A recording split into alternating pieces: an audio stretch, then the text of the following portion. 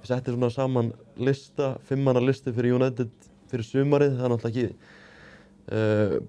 komið fréttir síðustu viku að Carrick var ekki enn líklegast til að taka við þessu einhvern veginn þrátt fyrir þessa byrjun hjá honum.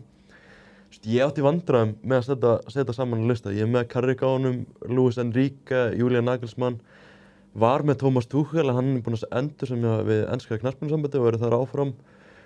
Cesc Fabregas og svo setti ég bara Kieran McKenna, bara eitthvað svona wildcard. Carrick rétti maðurinn í þetta? Af hverju ekki? Ég sammála. Er það bara því að þetta með Solskjær gekk ekki upp? Eða þú veist, Carrick alveg rútínulegur stjóri. Maður horfir svona automatist náttúrulega bara í... Með svona áru og... Maður horfir automatist í þetta með Solskjær, hvernig það fór einhvern veginn, sko. Það svona brennir mann aðeins. Nagelsmann bara einhver Ralf Rangnick taka 2 kjaftaði eitthvað, allir verða fúlir og ekki gaman. Og Fabregas aldrei að fara að koma á Old Trafford, sko. Ég held að það sé aldrei að fara að gerast. Sko. Ég myndi horfa á Michael Carrick og, þú veist, Luis Enrique það er draumur, sko.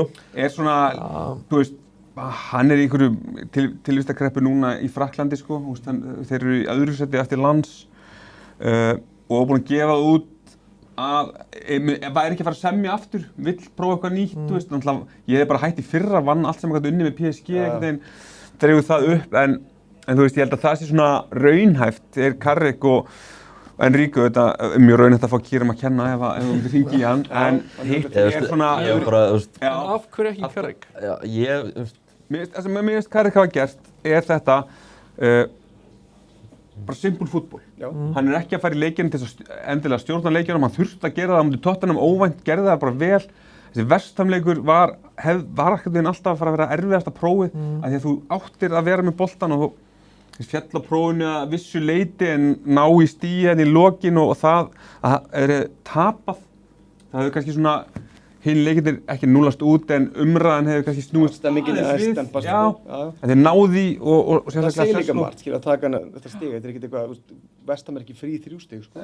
En hann, sko, það sem kannski gerir Carrick líka er að hann með aðstoðarmann.